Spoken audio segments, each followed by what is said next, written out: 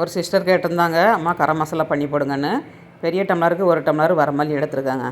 ஒரு 15 வரமிளகா எடுத்துருக்கேன். இதை வறுத்து எடுத்துக்கலாம். நான் எடுத்துருக்க மசாலாவுக்கு இந்த அளவுக்கு மல்லியும் வரமிளகாவும் சேர்த்துக்கிட்டுருக்கேன். பட்டை ஒரு பாக்கெட் போட்டிருக்கேன். அப்புறம் நான் சித்திரப்பூ ஒரு பாக்கெட், மராத்தி மொக்கு ஒரு 10 எண்ணம் போட்டிருக்கேன். கல்பாசி ஒரு கைப்பிடி அளவு, லவங்கம் ஒரு 50 கிராம், ஜாதிப்பூ ஒரு பாக்கெட்டில் சின்ன பாக்கெட்டில் பாதி பாக்கெட் போட்டிருக்கேன். எல்லாத்தையும் போட்டு இந்த அளவுக்கு வறுத்துக்கிடணுங்க. சோம்பு வந்து நம்ம 1 டம்ளர் மல்லி எடுத்துருக்கோம், அதுக்கு 1/2 டம்ளர் சோம்பு ஆட் பண்ணணுங்க.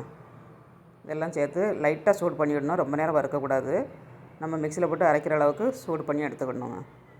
ரொம்ப சூடு பண்ணிங்கன்னா வாசனை வந்து இருக்காது. அதனால் லைட்டாக சூடு பண்ணிக்கோங்க. இப்போ எல்லாம் ஆறிடுச்சு. மிக்ஸி ஜாரில் போட்டு 2 மிக்ஸி 3 மிக்ஸி ஆட் போட்டு அரைச்சிக்கணும். அரைச்சி ஒரு பாத்திரத்தில் போட்டு அப்புறமா நம்ம மிக்ஸ் பண்ணிவிட்டு ஒரு தடவை நம்ம ஓட்டி விட்டோம்னா எல்லாம் மிக்ஸ் ஆயிருங்க.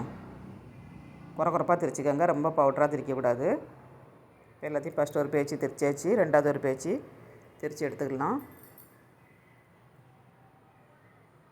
3வது ஒரு பேச்சு திரித்து எடுத்துக்கலாங்க.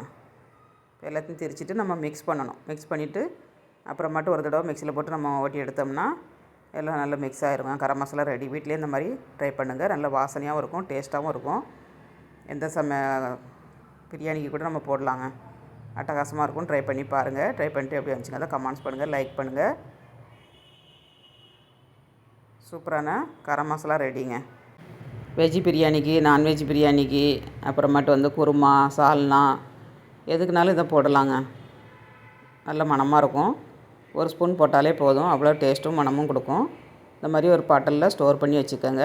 ஏர் கண்ட்ரோல் டப்பாவில் போட்டு ஃப்ரிட்ஜுக்குள்ளே வச்சுன்னா நம்ம கொஞ்சம் கொஞ்சமாக எடுத்து வெளியில் வச்சுக்கிடணுங்க. அவ்வளோத்தையும் வெளியில் வச்சிங்கன்னா அந்த வாசனை வந்து போயிடும். அதனால் ஃப்ரிட்ஜுக்குள்ளே ஃப்ரீசரில் வைங்க. சூப்பராக இருக்கும் உங்களுக்கு.